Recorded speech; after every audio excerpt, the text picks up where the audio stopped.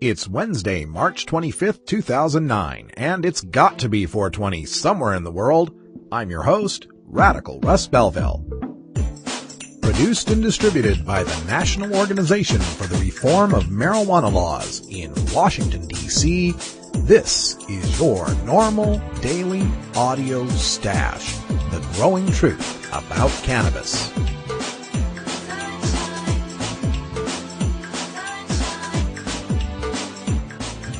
Welcome to the most popular podcast regarding marijuana in all of America and all the world, featuring interviews with scientists, politicians, doctors, prohibition policy activists, regular cannabis consumers, musicians, and NORML staff and NORML's board of directors, along with music and comedy no other podcast can offer. You can always find out more about our show at our website, stash.norml.org, and continue the education and conversation on our blog as well. We're ending marijuana prohibition with education, one listener at a time.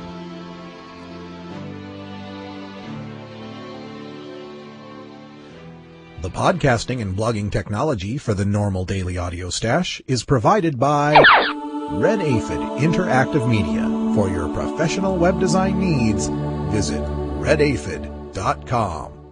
Good day, Stashers, and welcome to the podcast. We're glad to have you here to join us for the growing truth about cannabis. And if you want to get involved and make a difference, there's no better time than right now. Marijuana legalization has never been a more popular topic or been talked about more in the state houses and in the mainstream media of this country. So join NORML at NORML.org.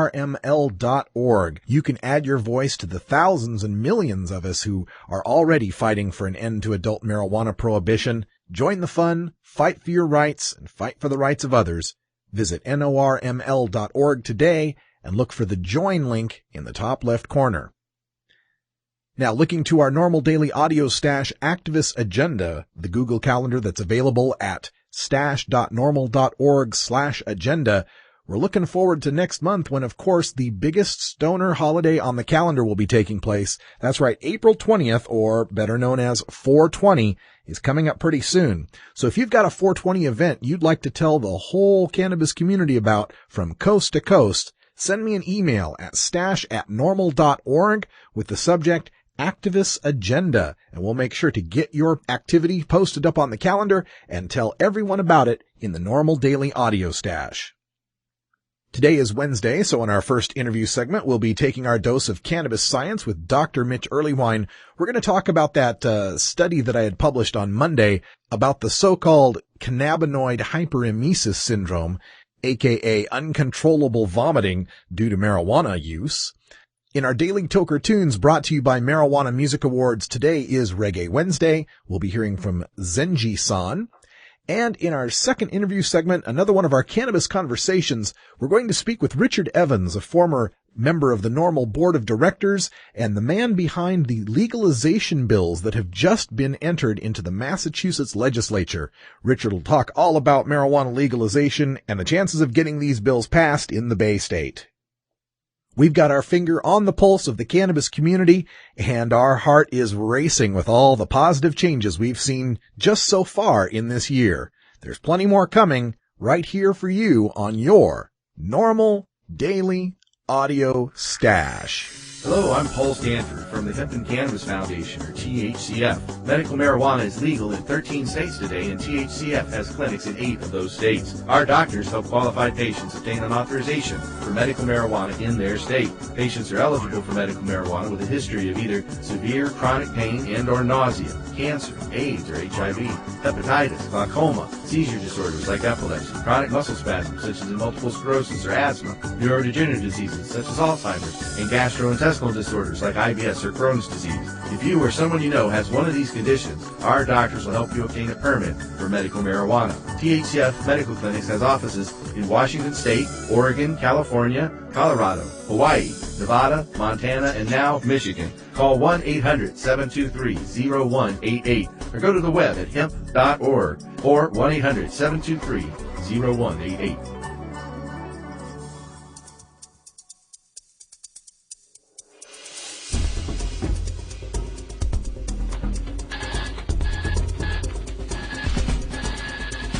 Now it's time to take a look at the latest stories about marijuana from news organizations across America and around the world in our NORML daily audio stash, Hemp Headlines. New Hampshire medical marijuana bill passes the House 234 to 138. Concord, New Hampshire. The New Hampshire House passed a bill today, 234 to 138, that would allow seriously ill patients to use medical marijuana if their doctor recommends it, a first for either chamber of the state's legislature. Now that the bill, House Bill 648, sponsored by Evelyn Merrick, Democrat of Lancaster, has cleared the House, patients and advocates are calling on the Senate to pass it and send it to Governor John Lynch to make it law without delay.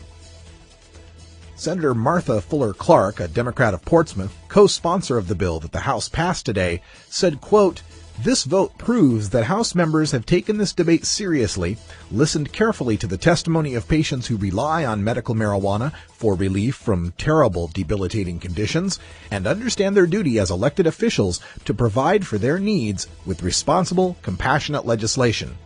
Now it is up to my colleagues to do the same and end the ongoing harassment of patients who have committed no crimes and who only wish to be protected from arrest for using the proven, safe medicine their doctors recommend." End quote. In 2007, a bill similar to the one currently under consideration was defeated by only 9 votes, an incredibly slim margin, considering it had been negatively recommended by the House Health, Human Services, and Elderly Affairs Committee that year. The same committee gave House Bill 648 an ought-to-pass recommendation on March 18th. Also, a 2008 Mason-Dixon poll showed that 71% of New Hampshire voters support such a law, and medical marijuana advocates say legislators have learned a lot in 2 years about both medical marijuana and medical marijuana policy. Matt Simon, the executive director of New Hampshire Coalition for Common Sense Marijuana Policy, said, quote, "This vote shows New Hampshire is ready to protect patients by enacting a responsible medical marijuana law. Public opinion may soon become public policy." End quote. 13 states already have medical marijuana laws which effectively protect qualifying patients from arrest and help them safely access marijuana. Michigan became the most recent last year when 63% of voters passed its medical marijuana law by ballot initiative. Of the 11 states that have collected such data, not one has seen youth marijuana use rates increase after establishing a medical marijuana law. In fact, each of those states, including California, has actually seen youth marijuana rates decline, in some cases dramatically. It's like New Hampshire, New Jersey, and Minnesota are all racing to see which will become the 14th medical marijuana state in America. Illinois, Pennsylvania, and Connecticut are following close behind. Wouldn't it blow your mind to see 6 new medical marijuana states in one legislative cycle? Imagine 19 medical marijuana states covering 38% of the U.S. population, including 4 of the top 10 most populous states. Let's make it happen.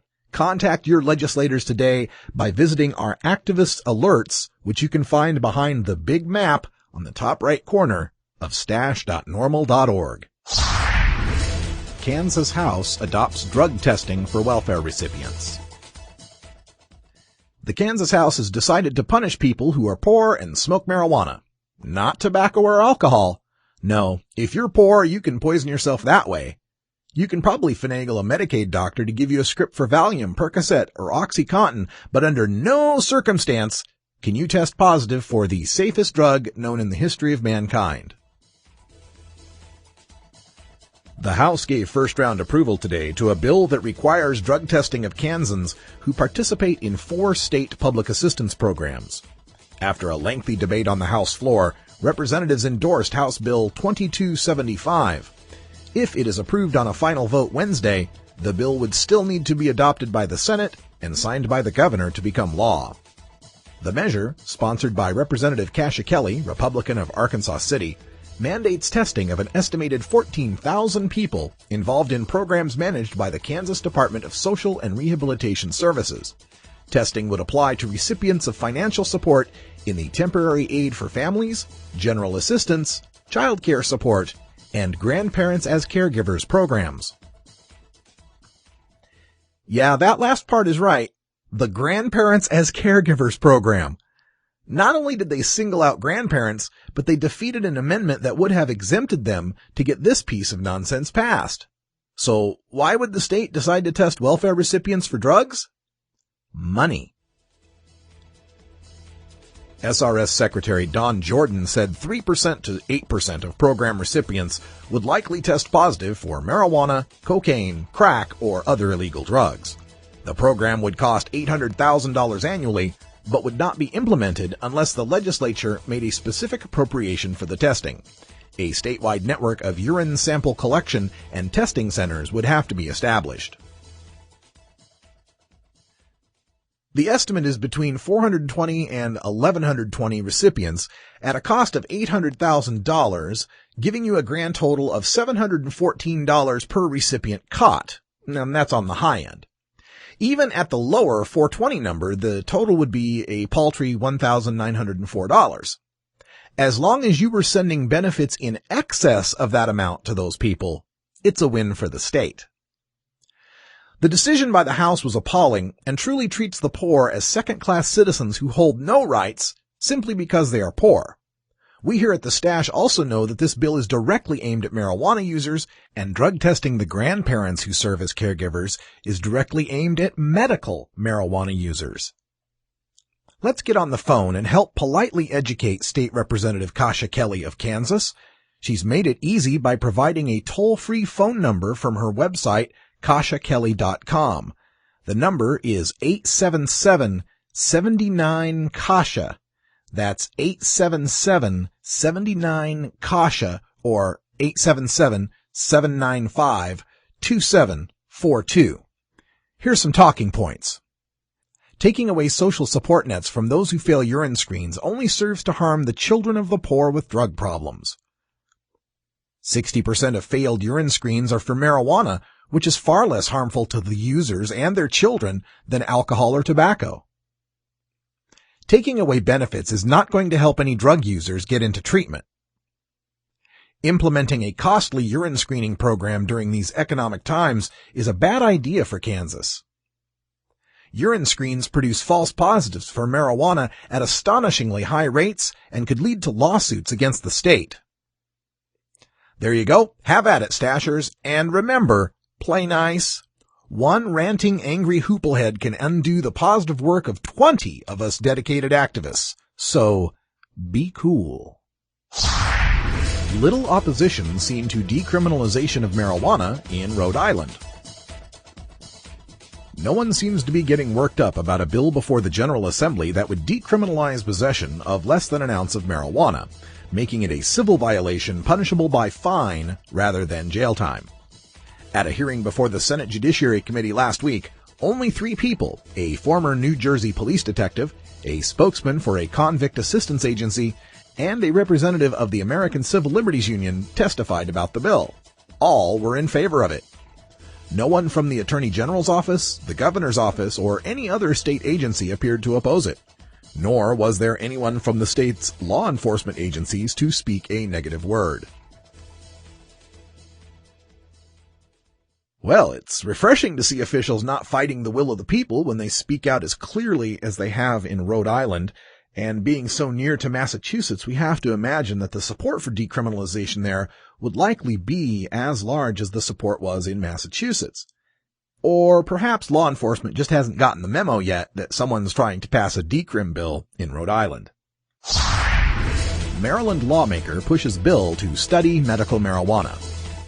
Delegate Henry Heller's proposal is to have a task force staffed by the Department of Health and Mental Hygiene study legal and feasibility issues related to the research, use, and procurement of medical marijuana.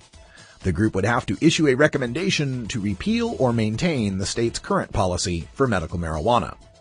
Howard County resident Susie Rank told lawmakers she has used marijuana to battle the nausea that accompanied chemotherapy and steroid treatment for cancer and a blood disease.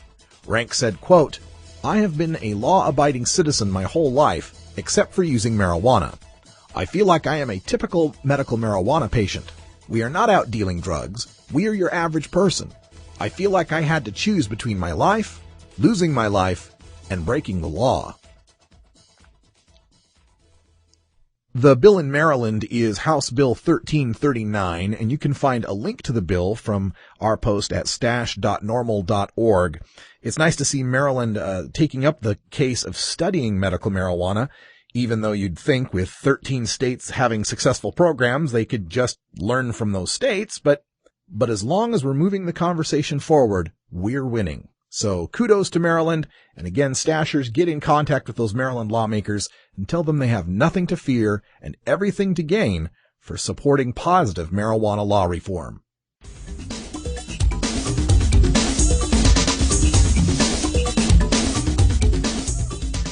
There were 765,000 marijuana arrests in 2007. That's not for dealers and kingpins, no, that's just for simple possession. Multiply that by the average cost of each arrest, and what have you got? $7.6 billion spent on people just smoking some pot. That's enough money to buy health insurance for every child that needs it. That's enough cash to adopt every stray dog and enough left over to feed it. Mr. Obama, I kinda wrote this song for you. You got my vote for change. Now let's see what you can do. Visit normal.org today.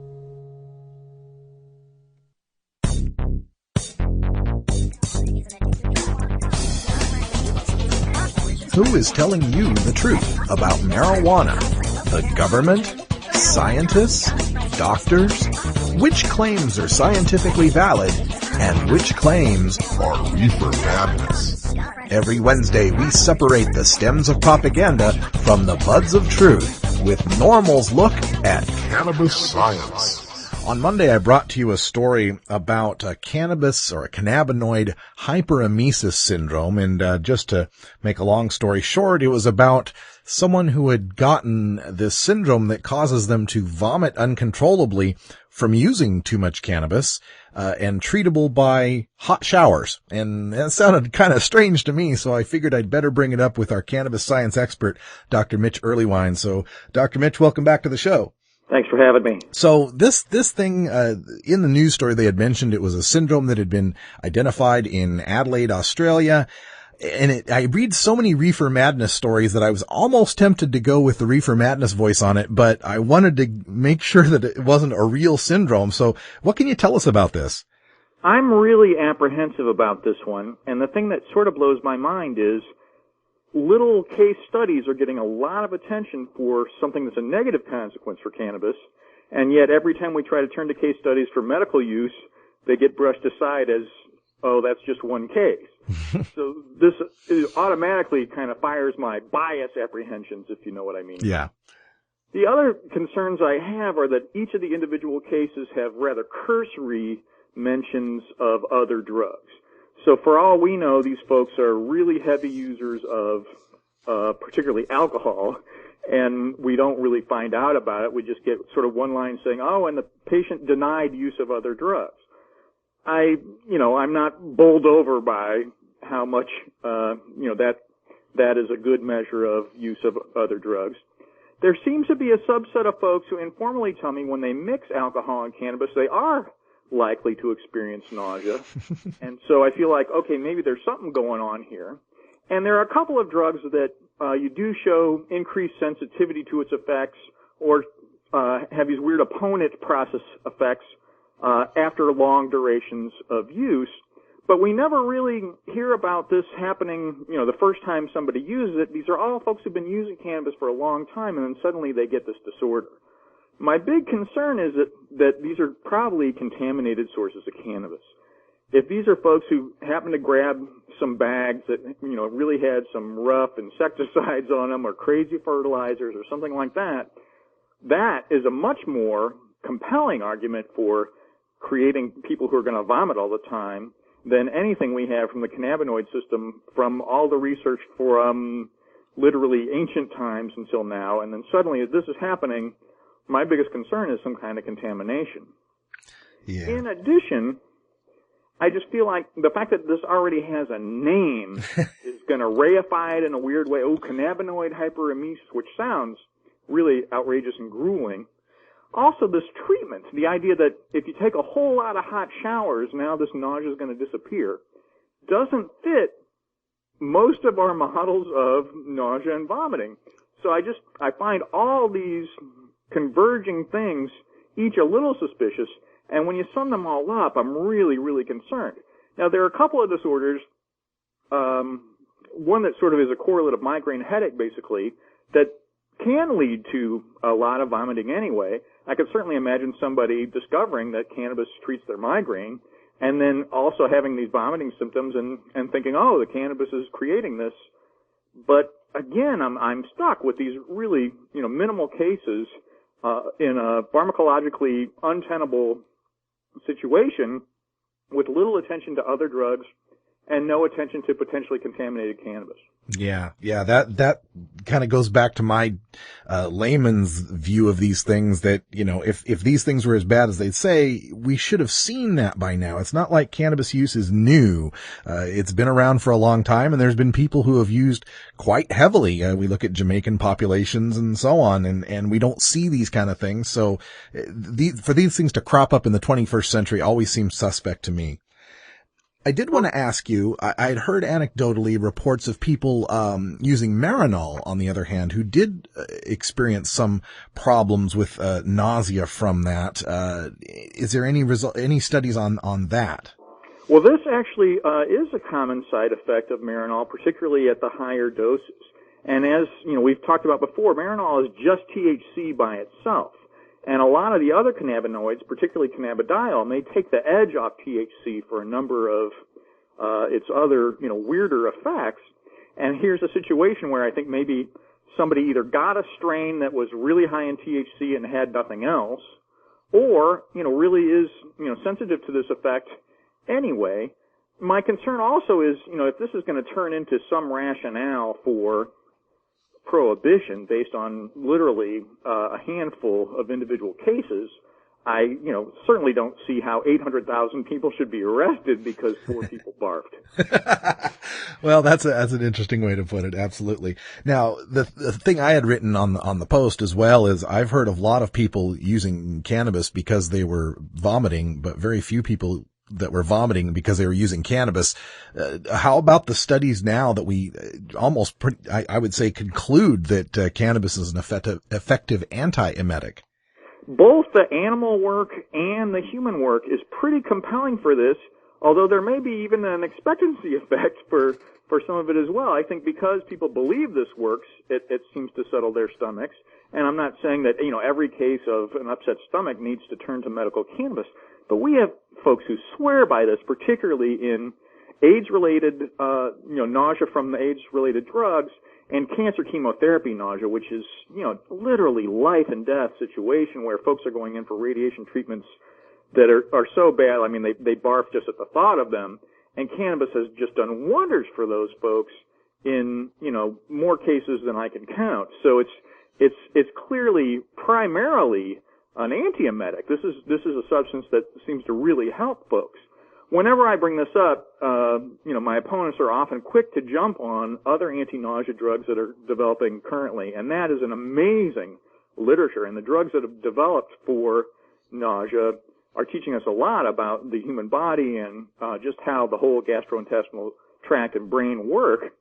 But they're incredibly expensive. I mean, just absurdly so. And so, literally, 50 cents worth of cannabis can do what $5 worth of medication can do, which doesn't sound like a big difference, but if you need this every single day, that adds up fast. Oh, absolutely. It goes back to that rant I had published from Adam Carolla on Monday saying even if the drugs are equal, even if they're exactly equal, the pharmaceutical and the cannabis, why do I have to go get the bar-coded Pfizer-approved pharmaceutical when the cannabis will grow in my backyard?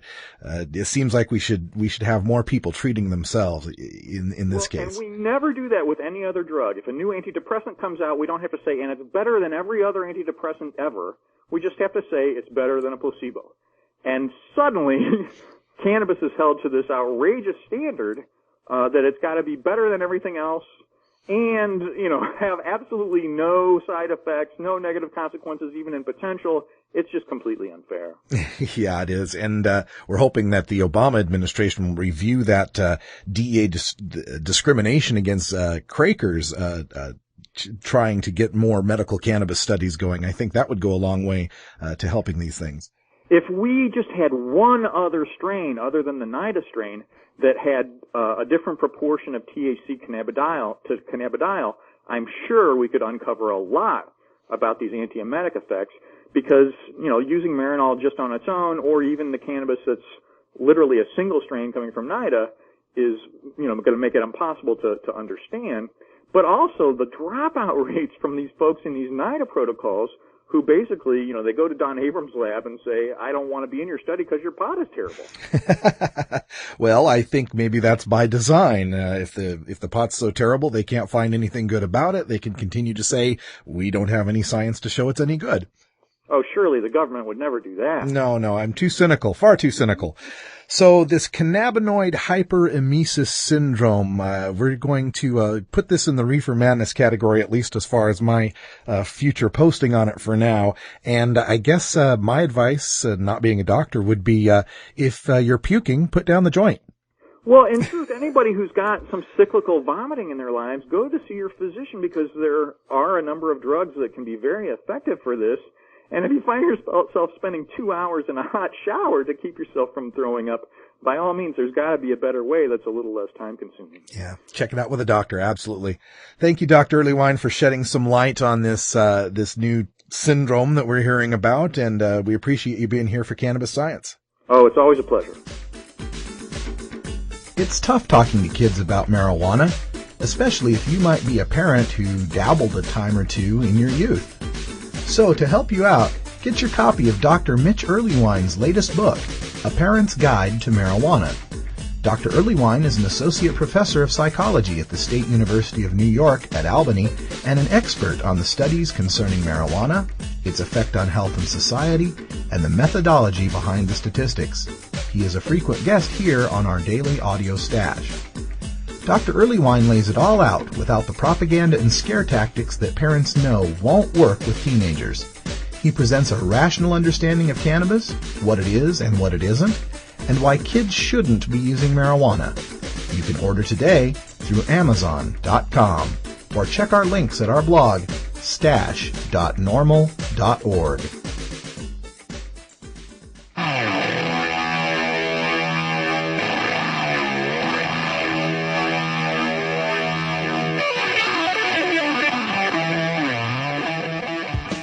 The battle to end adult marijuana prohibition can sometimes seem endlessly frustrating and impossible to overcome.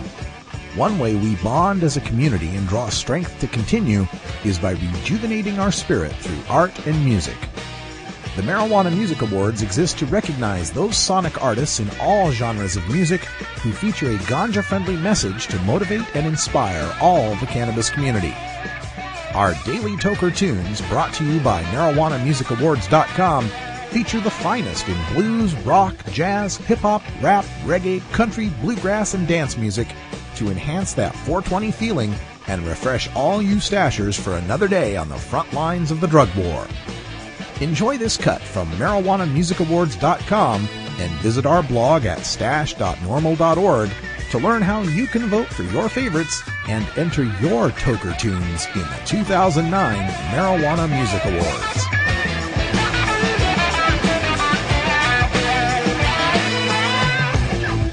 This Reggae Wednesday, light a fat one and enjoy the smooth sound of Zenji-san with his great song, Natural Ting.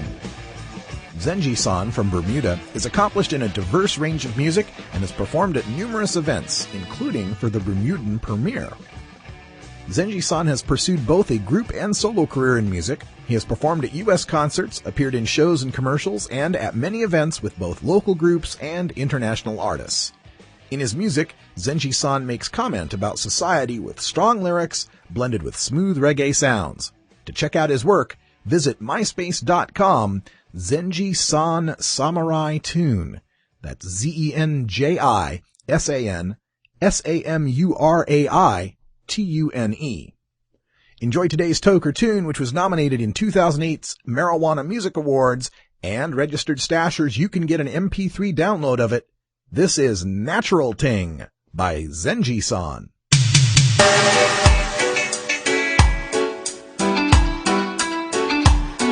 All herbalists, all ganja man, put down Babylon, cut them now free up the herb. It's so absurd. Carry me. Only reason with me, virgin, we smoke the herb, break it up and twist it up again. That's a natural thing that we do. But the Babylon, them one fake come and watch right through. When me reason with me, virgin, we smoke the herb, break it up and twist it up again. That's a natural thing that we do. But the Babylon, them one fake come and watch right through.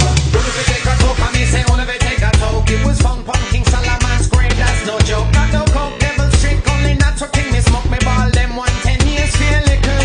Wicked man got plant on earth, free and simple, and act like they don't know. And it's time make that go. Tell me when will Babylon free up the herb? Farmer man, happy rise up, this is so absurd. Oh no, only reason with me, virgin, we smoke the herb, break it up and twist it up again. That's a natural thing that we do. But the Babylon, them one fake come and watch right through. When me reason with me, virgin, we smoke the herb, break it up and twist it up again. That's a natural thing that we do. But the Babylon, them one fake come and watch right through. the newest Declaration of Independence paper was made out of the seed that they make prisoners. Come number one kind stick and the black domina. Northern lights and the one silver pearl, fire blaze early, but can't forget early girl. The highest grade you know, cyanide spirit for sure. Sitting righteously on this earth. It's the meditation in the book, it's what it's worth. All herbalists, all ganja man. When me reason with me, virgin, we smoke the herb, break it up and twist it up again. That's a natural thing that we do. But the Babylon, them one fake come and watch right through. When me reason with me, virgin, we smoke the herb, break it up and twist it up again. That's a natural thing that we do. But the Babylon, them one fake come and watch right through. For 400 pounds it gets taken from the docks, to 200 of them missing from police blocks. What a crap, can't get more political than that. Can't find no weed, they go draw, it's the same. But the crack and cocaine, that's always down the lane.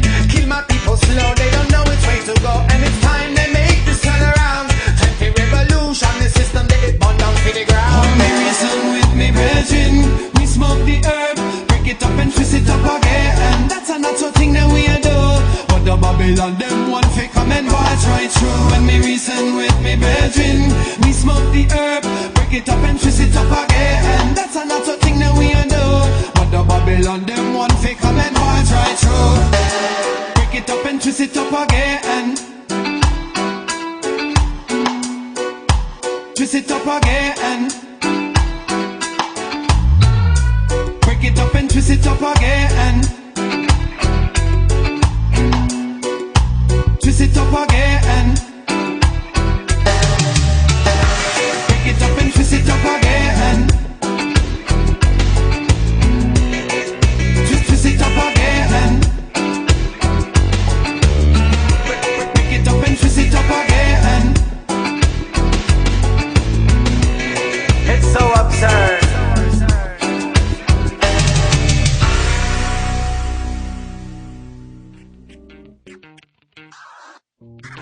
76% of Americans no longer support arresting and jailing marijuana smokers, and nearly as many support the medical patients having access to medical marijuana. And over 80% of our citizens now believe the war on drugs is an ineffective failure. So the question is, when will the government's misguided war on adult marijuana smokers finally end? When? Simple. When you and your like-minded friends, family, and coworkers get involved with an organization such as the National Organization for the Reform of Marijuana Laws, also known as NORML. My name is Keith Stropp, and I founded the organization in 1970. Contact us at NORML, toll-free, 888-67-NORML, or by visiting the organization's up-to-date webpage at www.norml.org.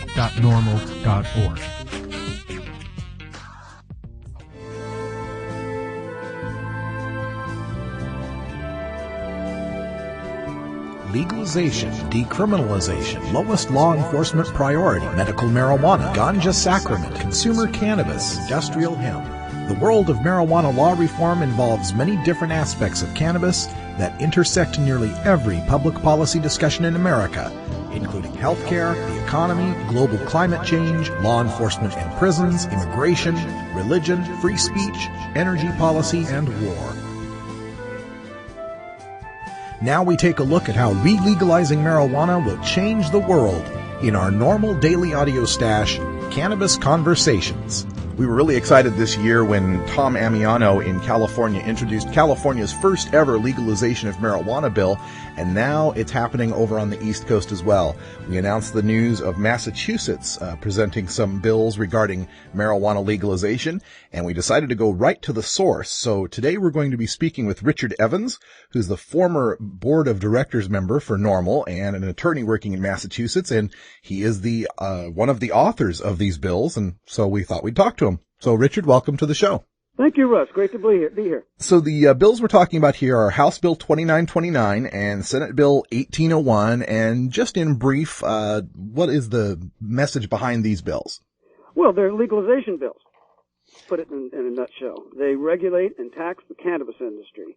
But it's really important to point out a couple of things here. First of all, I'm not a legislator. I'm just a Main Street, one flight up, small town lawyer.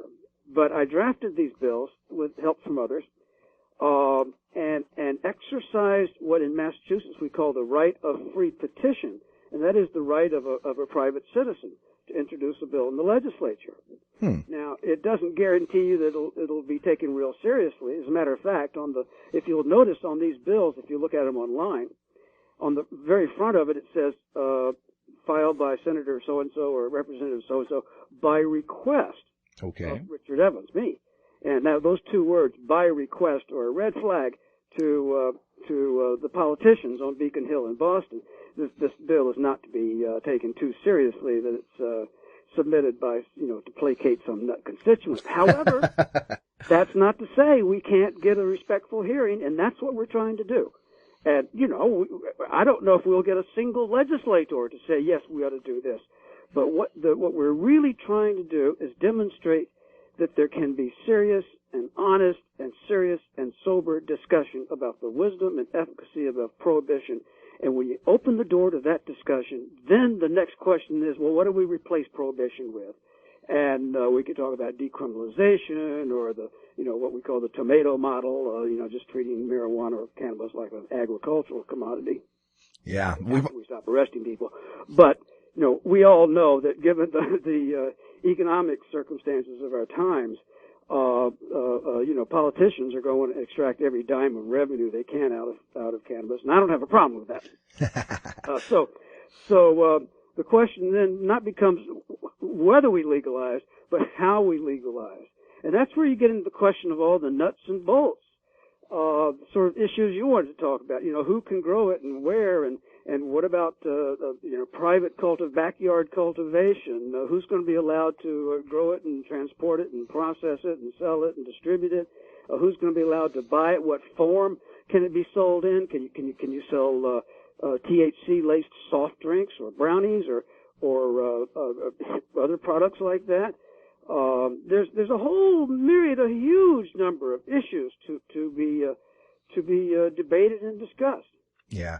And I like the way that you bring this up, that it's the talking about it that's important. Whether or not the actual bills themselves become law, it forces the discussion to happen. And I believe anytime we're talking about this, we're winning this battle. Absolutely. Our greatest impediment to reform, I think, Russ, is the taboo against serious discussion. Mm-hmm.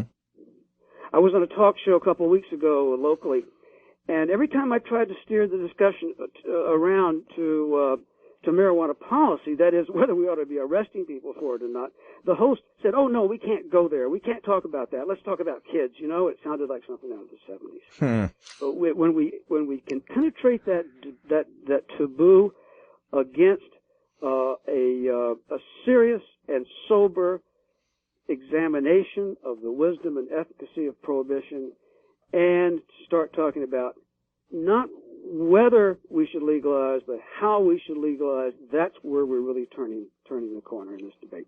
How's the public reacting to the introduction of these bills in Massachusetts? Oh, it's totally under the radar. You are the first interview I've done on this altogether. Nobody knows about it. Wow, okay. Yeah. Now, but just gauging from the reaction of the average people in Massachusetts to this decriminalization measure that passed in the last election, I imagine that the people are probably way ahead of the politicians on this issue. Absolutely. Last November, the voters of Massachusetts voted 65 to 35, and that's a huge margin. That's a landslide to decriminalize. That is to stop arresting people for small amounts of marijuana.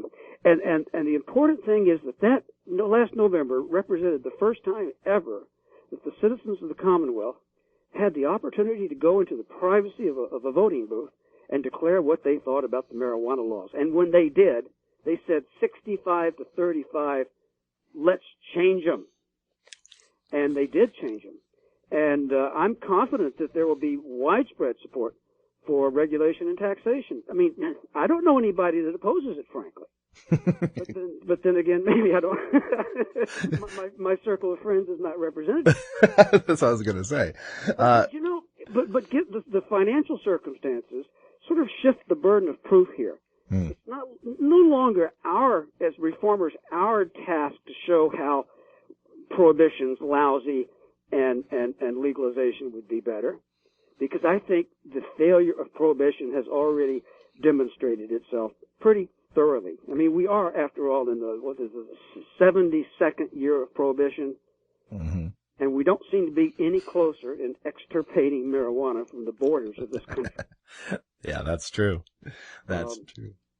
So we can bring the issue around to how to tax and regulate, and that's where we need to stimulate discussion and debate. Yeah, I completely agree. And I've heard that said before by other reformers that, in this climate here, we can't afford prohibition, and they need to justify, why we are going to continue to spend these millions and billions of dollars on an obviously failed government program.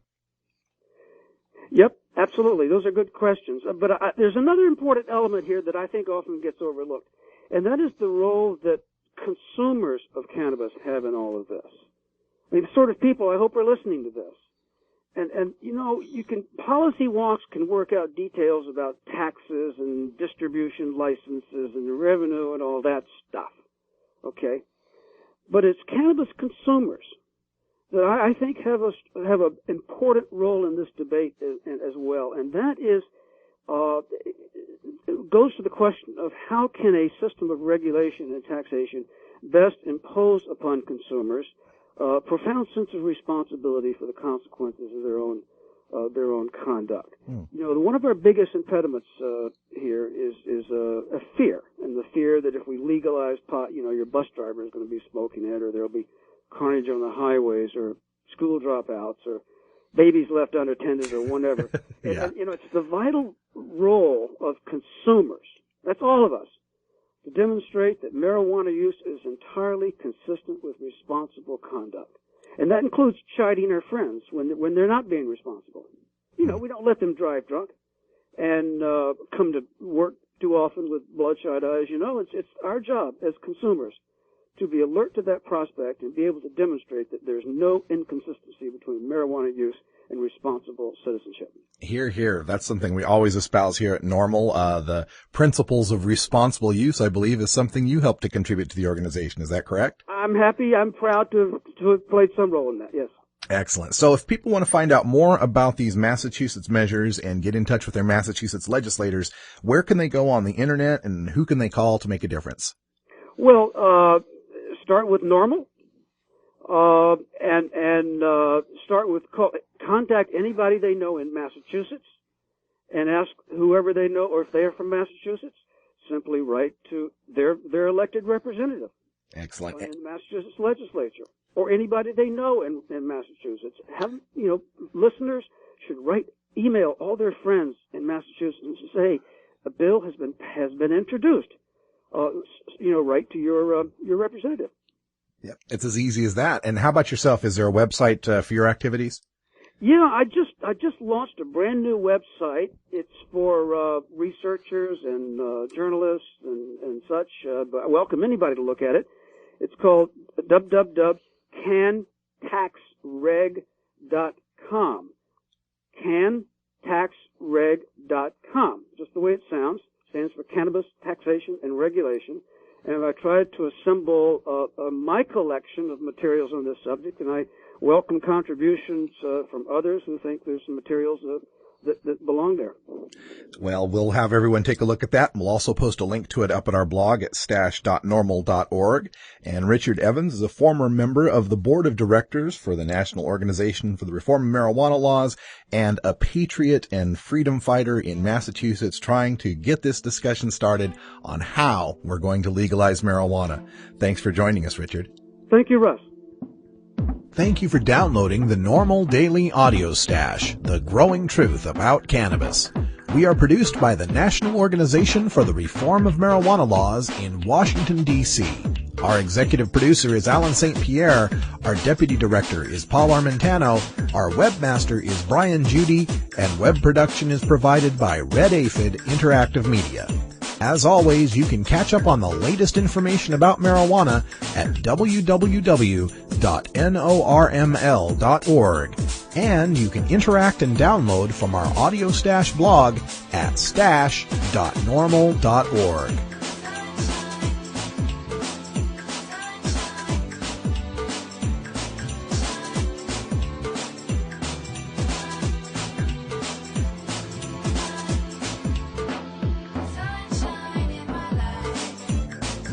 For everyone here at NORML, I'm your host, Radical Russ Belville, hoping all your harvests are bountiful and your encounters with law enforcement are non-existent.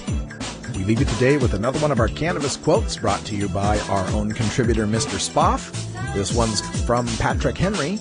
Quote, "The Constitution is not an instrument for the government to restrain the people. It is an instrument for the people to restrain the government, lest it come to dominate our lives and interests." End quote. You know, I've always tried to wonder how we would explain to the Founding Fathers who grew fields full of hemp and wrote the Constitution on hemp paper that they would be imprisoned for that same hemp possession today.